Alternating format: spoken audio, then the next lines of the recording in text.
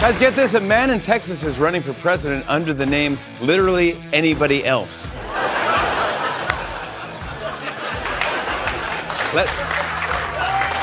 Let's see how funny it is when he wins. I got to tell you, once the Democrats wipe everybody else off the tickets, Donald Trump and RFK Jr., he's a Kennedy Democrat, RFK Jr. Not only is he a Kennedy Democrat, he's a Kennedy, but they're still trying to wipe him out because they like elections with only one candidate, and it should be, their candidate. Because they are the left. They are the third world. Well. Happy Wednesday. I did not intend to spend that much time on the ship in Baltimore, but a lot of things happening. I also found not only the Washington Examiner piece from a couple of weeks ago about the threat from the Chinese cranes in our ports, and for some reason, inexplicably, they have cellular telephone technology built into the crane so they can be contacted remotely, and who knows to what end. But I also found a ridiculous national panhandler radio story at the left-wingers. They're proud. They're applauding the Biden administration because, the 200 Chinese-made cranes in U.S. ports across the country with their concerns, and even National Panhandler Radio suckling on the taxpayer teat, saying that the cranes could be at risk for hacking, and they have this cellular telephone technology built into them. And they had a couple of left-wingers, Jenna McLaughlin and Mary Louise Kelly, talking about the threat from the cranes, the threat that the Chinese-made cranes with their to our cyber security, and how the Biden administration, the Coast Guard, actually was going to begin inspecting all of these Chinese cranes because they're concerned about, the capabilities that the Chinese may have installed into these cranes that we then built into our ports because we're really stupid. And we shouldn't allow, the Chinese communists, who are enemies of civilization, to build in to our critical infrastructure their military capabilities. But that's a fascinating development, I've got to say. In the meantime, and in between time, there are a lot of other things to talk about, and it's mailbag day. It's mailbag day, too. Now, before I get to the mailbag, and I want to get to the mailbag, lickety-split. I love lickety-split, don't you? Virginia County declares Transgender Day of Visibility. But wait, I'm not done. A Virginia County declares Transgender Day of Visibility. Isn't every day Transgender Day of Visibility? It's Democrat Day. But here's what they've declared to be the Transgender Day of Visibility. Easter Sunday. Easter Sunday is Transgender Day of Visibility because they can't just be mentally ill and demented. They have to be anti-Christian bigots and hostile to the mainstream of society. They have to viciously attack normal people from their abnormal perch, right?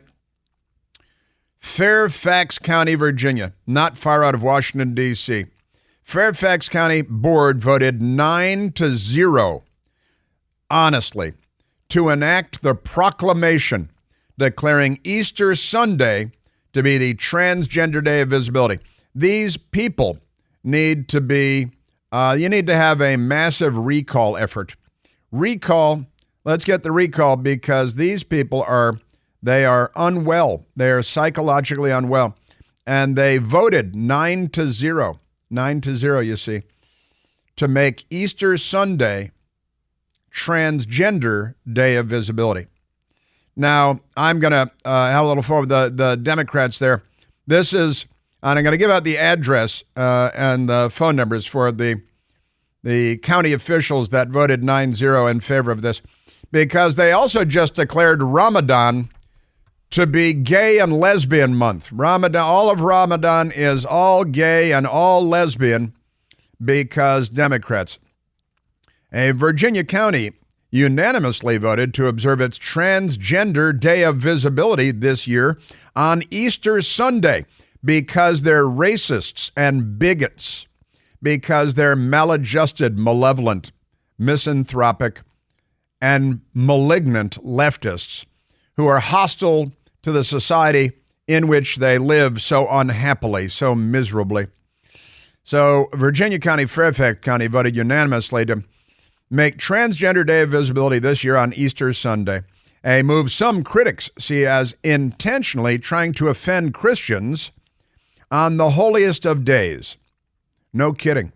The Fairfax County Board of Supervisors voted 9-0 in favor of the proclamation last week, with one board member, Republican Supervisor Patrick Harity, absent. They waited until he was absent, then they voted 9-0.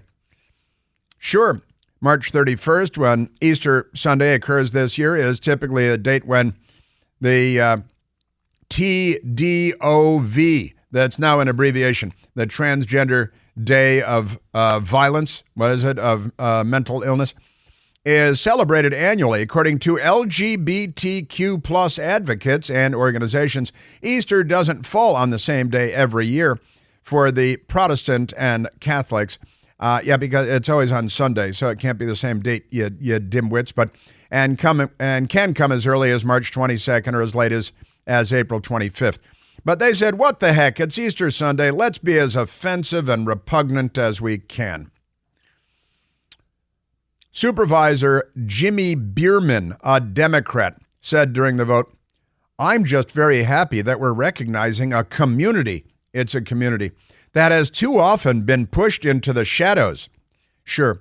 And celebrating yet another community within our diverse tapestry." They love these words, community and diverse, and they don't know what the words mean for the most part. Here in Fairfax County, Berman is one of the 9 members who requested the proclamation, added that the county wants to make sure that everybody who's part of our community feels welcomed, feels loved, and feels empowered. Except for Christians, who are much greater in number and are very much in the mainstream. But these maladjusted Democrats are malevolent and malignant, as you already know. Democrat board member James Walkinshaw referred to Harity's absence, the one Republican there who was absent, said he's looking forward to the day when we have a full dais for this proclamation. And that day will come.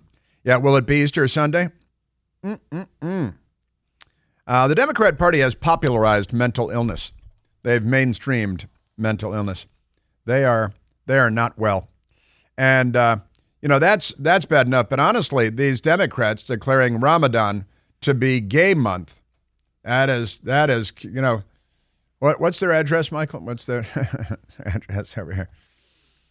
Ramadan is homosexual and gay and lesbian month because Democrats. Aren't they amazing? All right, let me get to the mailbag so I don't, because I always wait too long and I'm a very silly man. Now, our mailbag. How many questions we have? I think 6 questions. Looks like 6 questions. And they're tough. They're tough ones. Oh, Snap Dang asks, do you think the Key Bridge disaster was deliberate or an accident? It's kind of fun that is a mailbag question that I did not see before we started the show. But that is we've covered that. I think we've smothered that topic. I think there are a lot of questions. Oh, snap dang, that ought to be asked, but we don't have a news media that's intellectually or journalistically curious. So we're unlikely to have these questions answered anytime soon. But the Chinese cranes and the cellular telephone connection, and if there are any journalists left out there, the Washington Examiner and others will cover it, but not the New York Times or the Washington Post. There are a lot of questions that must be asked and hopefully answered. Oh, snap dang. Patrick Haggerty asks, what was the final straw that caused you to leave CNN? 17 years at CNN, and quite honestly, it wasn't really one thing. If it was one thing, I can tell you what it is. It was over time, CNN stopped being a straight news organization. Bernard Shaw and straight news. Ted Turner, who's an eccentric nut, but was kind of fun, always said news is the star at CNN. And that's because he didn't want to pay people a lot of money, mostly, so he didn't. But in the end, it became embarrassing to tell people that I was in the news media and that I worked for CNN. When I was out and about, and I was out and about a lot back then, still out and about a lot now too. But people would say the second question you get in Washington is always, what do you do? It's what's your name? Well, I'm Chris Plant. What's your name? And what do you do? And I started making things up. I started saying, well, mostly I sell small arms in Africa. That was my favorite go-to. And I would just make up things that I did something else. I worked for the insurance industry representative group in Washington. I just made stuff up that sounded uninteresting, or I sold small arms in Africa, which sounded interesting.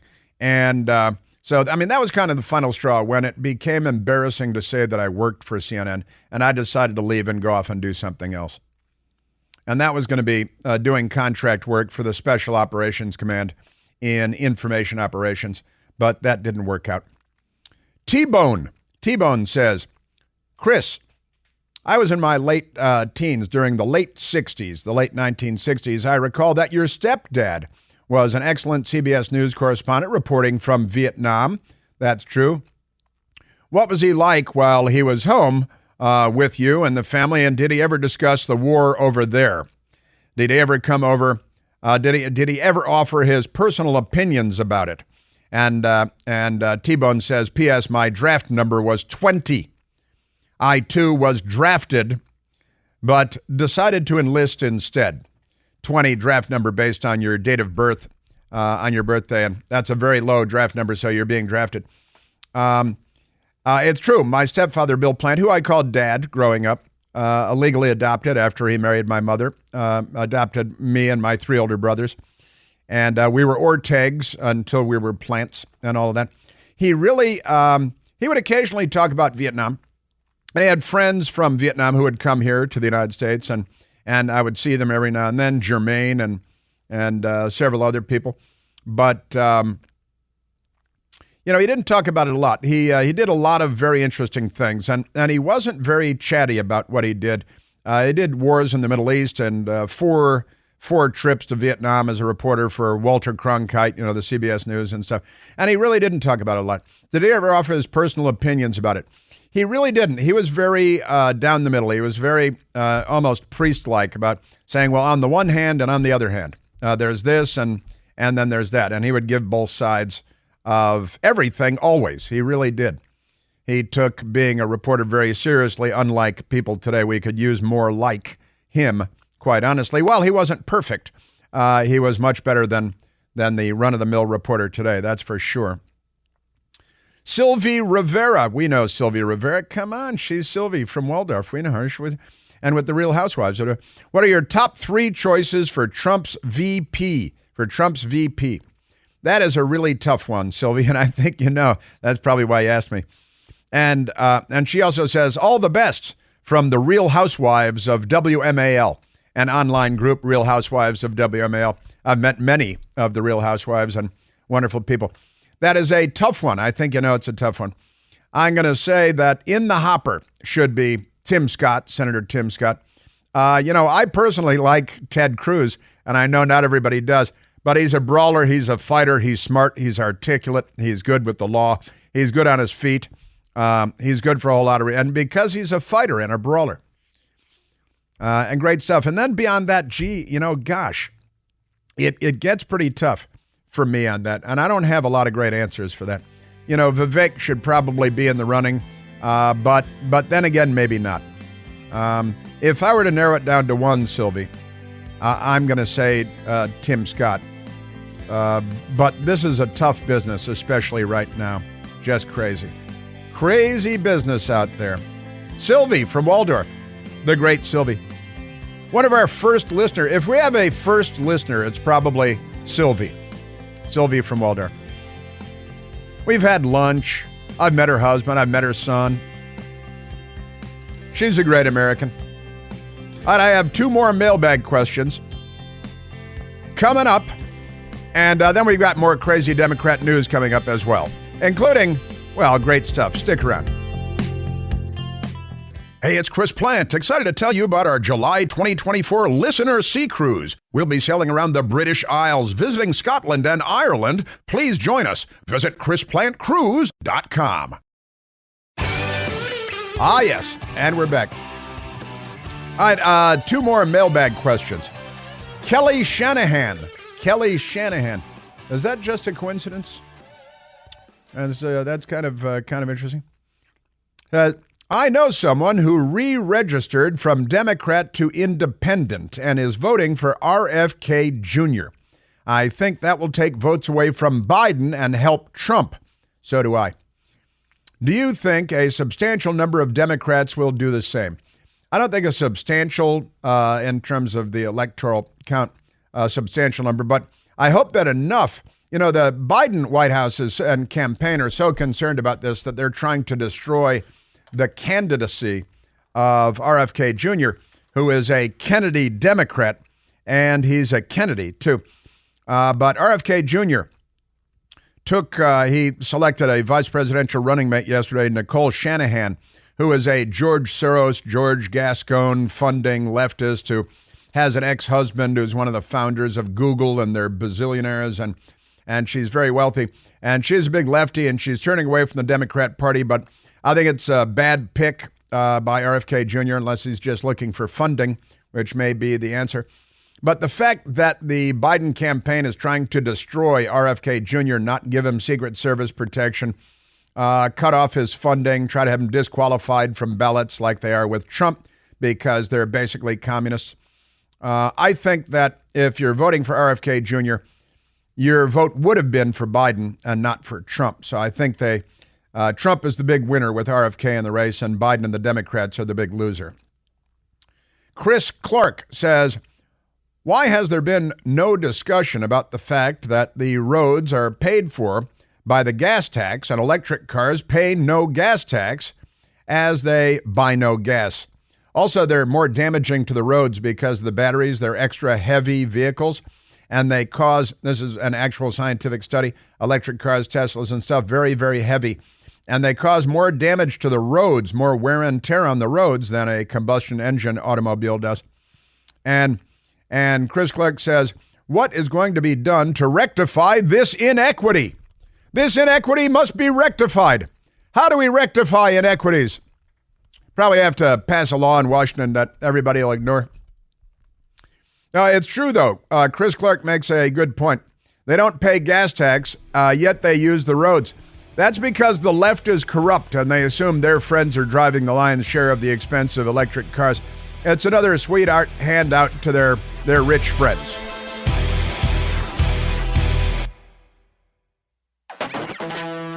I got a little bit of an update on Ronagate for you as well. I think Michael Piercy named it Ronagate. Ronna Romney McDaniel, former RNC chair, former NBC News opinion giver, but only for a minute. It's pretty funny. It's kind of a funny story, actually.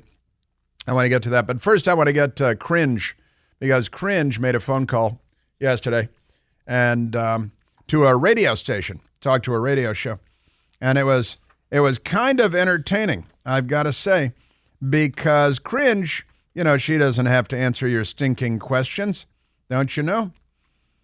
North Carolina news director at a radio station, Mark Garrison, had a call from Karringe, the White House spokesmodel, Karringe Jean-pierre. And Mark Garrison, he's the news director there, not technically a host on one of the radio shows, but he was having a nice time talking to and doing a fine job talking to the White House press spokesmodel, and asked about the dementia of the president of the United States, because he's demented and everybody knows that. Karringe didn't like the interview very much, and I want to share it with you because it was pretty funny. North Carolina news director Mark Garrison talking to White House spokesmodel Karringe Jean-pierre. When I told a number of people that I was talking to you today, it was interesting, though. They all said, would you please just ask her? does the president have dementia? So before I move on from that, does he? Mark, I can't even believe you're asking me this question. Why? That is an incredibly offensive question to ask. But you know people ask it. Wait, no. You're taking us down this rabbit hole. It's a rabbit hole. How did all these people get in this rabbit hole? This great, big, enormous rabbit hole. The New York Post has the story. Karringe Jean-pierre blasts insulting radio host for asking if Biden has dementia. Wouldn't everybody ask whether Biden has dementia? Remarkable stuff. White House Press Secretary Karringe Jean-pierre grew flustered Tuesday when asked by North Carolina radio host Mark Garrison if President Biden has dementia, saying it was incredibly insulting. How terribly, terribly insulting is all of this? The station is WBT in Charlotte, and apparently Karringe didn't enjoy the exchange. I'm not even going to truly, really, what? Take the premise of your question. I think it is incredibly insulting, and so we can move on to the next question. We can just move on to the next question. How about high gas prices? Can we talk about? How about the open border? How about the fact that he bumps into stuff all over the place like a jellyfish, and his brain doesn't seem to be working at all? Oh, that's kind of the same dementia question in a different form. Gas prices and grocery prices, then. Big topics here in North Carolina. How does Mr. Biden win votes when people don't have as much disposable income? Look, the president understands. He grew up in a middle-class family, working-class family. Puerto Rican. In Pennsylvania. He gets it. Yeah, he's Lunch Bucket Joe is Mr. Middle Class. He grew up in the Puerto Rican community and the Jewish community. And what other communities did he grow up? Oh, the black. Oh, yeah, of course. Yeah, Corn Pop and the whole gang. He grew up black. He grew up Puerto Rican. He grew up Jewish. He grew up as, whatever the people standing in front of him tend to be. That's who he is. Hey, just, come on. What about the gas prices? What about the grocery store shelves? Let's talk about that. Apparently, she didn't want to talk about that either. Now you're asking me about gas prices. The president took action on gas prices. Let's not forget Russia's invasion on Ukraine skyrocketed prices of gas. And because the president took action, we are in a different place than we were a year ago on gas prices. Eggs, milk, seafood products, all the important groceries, those costs have gone down because of what this president has been able to do. And with that, thank you so much, Mark. Have an amazing, amazing day. Wow. She hung up. Wow. She hung up.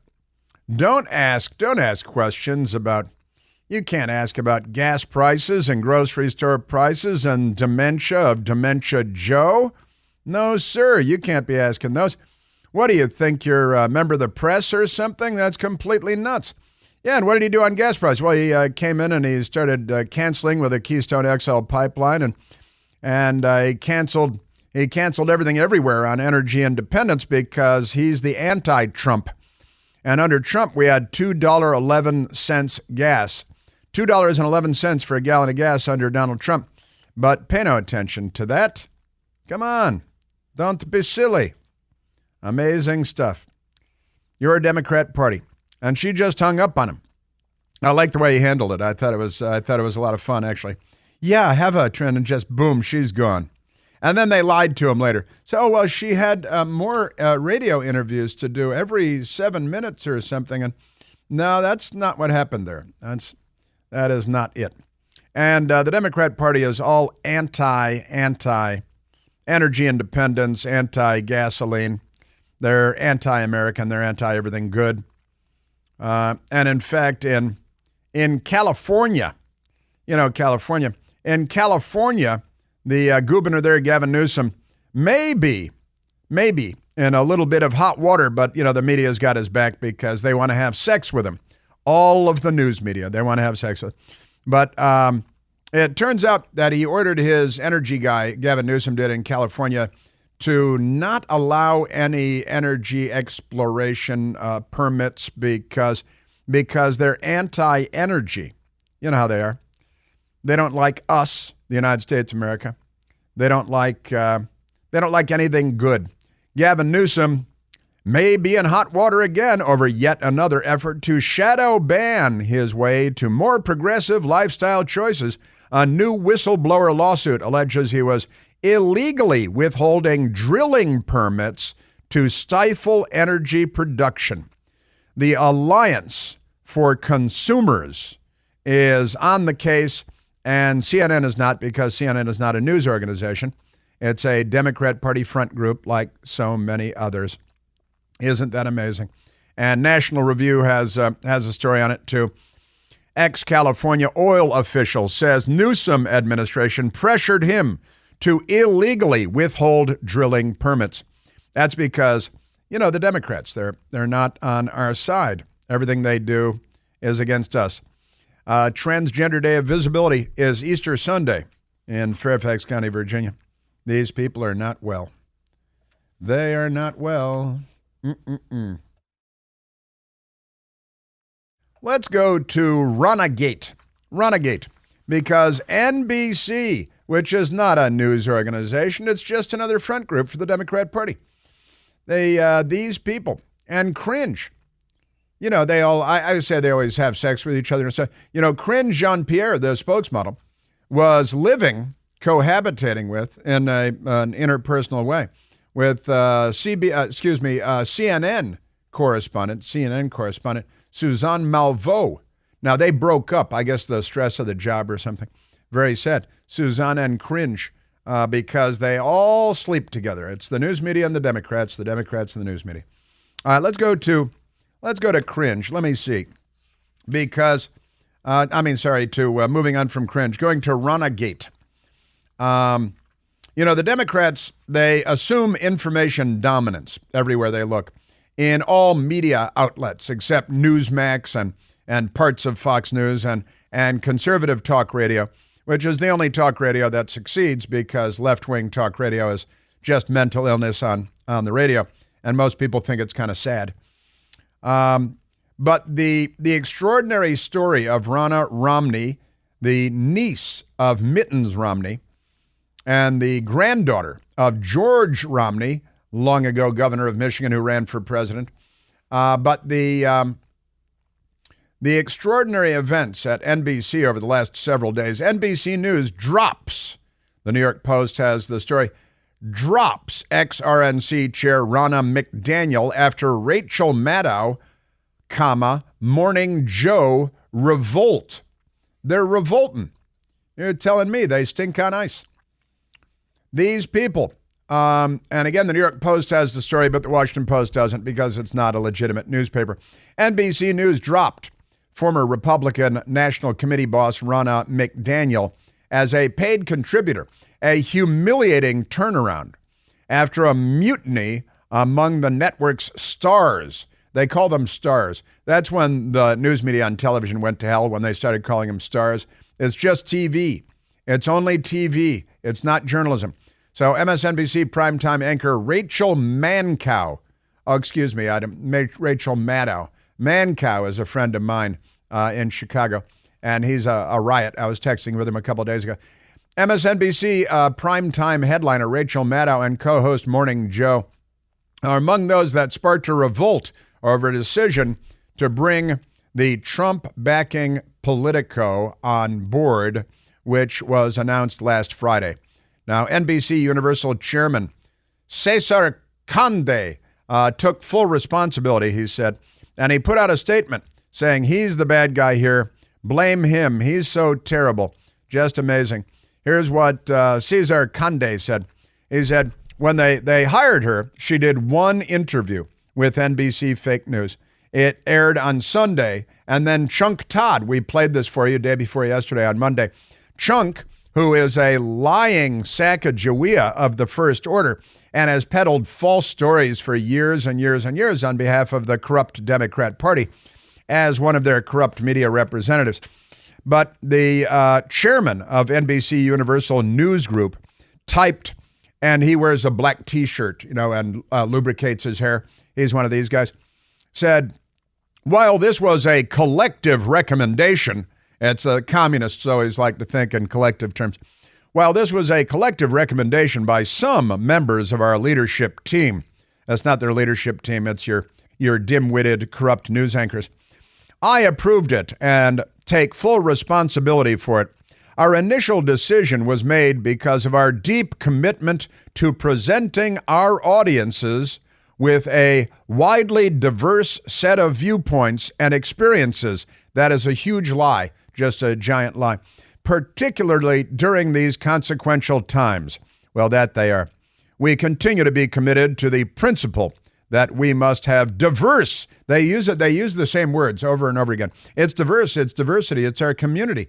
It's what else they use? Diversity and equity, and they use all the same words, and they don't know what they mean. Have a diverse viewpoints on our programs, and to that. So he's just lying, but that's why he's the head of the news group, because he's very comfortable lying. But he uses the word diverse a lot, and besides, his name is Caesar, like Hail Caesar, and Condé, so like Condé Nast. So they think he's ethnic or something, but that's what it's all about. And he wears a black T-shirt and lubricates his hair. So we got that. Here's Jen Psaki on MSDNC. You know why Jen Psaki was the White House spokesman for Joe Biden, hired right from the podium to get her own 1-hour show on MSDNC. It's just a Democrat Party front group. And she's explaining why she's different because she wants to keep collecting her paycheck. I was in the room for tough debates, for difficult decisions, for the messy and at times incredibly grueling process of governing. Grueling? And that experience is something that I'm extremely proud to bring to this very table, proud. to this network. She but brings here's it to the thing. table. That What? kind of experience only matters and only has value to viewers, all of you, if it is paired with honesty and with good faith. Right. Yeah, Russian collusion, bloodbath, dossier. Yeah, that's you're the biggest liars. Ukraine, Joe Biden, nothing to see here. Millions and millions from Ukraine, from China, nothing to see here. Again, they use the words, but they don't know what they mean.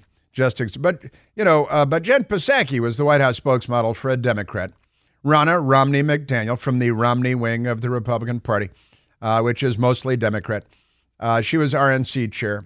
And while she was RNC chair, I think the Republicans lost like 8 governor's mansions, 4 Senate seats, 20 House seats, and a presidential election. Not a very victorious thing. Now they've announced that Ronna Romney McDaniel is no longer with the network. She's got to go home.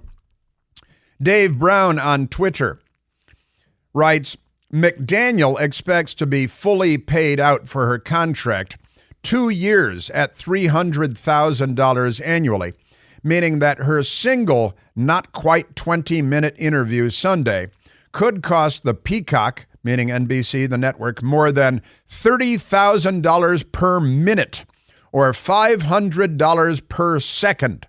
And let me also say that she has killer lawyers, and she's going to sue the heck out of NBC. And I predict that within 2 weeks, they will settle for millions of dollars on top of the $600,000. The $500 per second interview that she did, one interview, she'll be paid $600,000, 2 years worth of salary for doing one interview. That caused an uprising there. So congratulations to Ronna Romney McDaniel. This is a big win, because who wants to be on NBC or MSDNC anyway?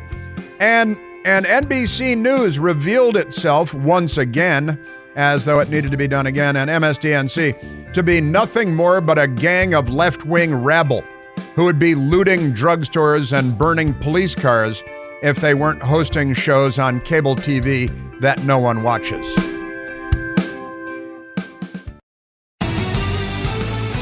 Wow, there was a big case about abortion pills, one particular abortion pill at the Supreme Court yesterday. And amazingly, about 12 pro-death protesters were arrested for obstructing people's path, and they should get 20 to 40 years in prison, but they won't. They'll be released without bail, and they won't face any charges because we live in a corrupt city and a corrupt country. It's called Washington, D.C. in the United States of America. Now, what struck me is that the radical left-wing political activist extremist New York State Attorney General Letitia James, showed up in front of the Supreme Court where there were pro-abortion protesters chanting to kill 40% of the black population in the womb again this year, which is what they like doing. This is Letitia James screaming at a mob of pro-death Democrats in front of the Supreme Court. She's supposed to be a nonpartisan attorney general of the state of New York. She's pursuing a political persecution of the former president, and here she is on abortion. It's our body, our choice. We will fight, we will win, and we will protect abortion rights now and forever. Now listen to this. My body, my body, my body. Let's go, women, and let's march to the polls and vote. Now, you know, when you're an attorney general and you're seeking justice and administering justice, you are not supposed to be this person. She should be disbarred. She should be removed from the post as New York Attorney General, and she should be disbarred. She should be an activist for the Democrat Party. And also, did you hear the odulation going on back there? We will protect abortion rights now and forever. Listen to the crowd. It's the jihad. The jihad is here. They're at the Supreme Court. No prisoners! Always reminds us of Lawrence of Arabia when we hear the Democrats odulating the way that they do. This is a demented bunch of people. There's nothing American about these people. They're the left. They're the international left. They're anti-American. They're un-American. They're undemocratic. You know, they want to wipe the ballot clean of Donald Trump and RFK Jr., just like in the third world, because in order to save democracy, they will have to destroy democracy. You know, just like in Vietnam, in order to save the village, we had to destroy the village. They're here to destroy.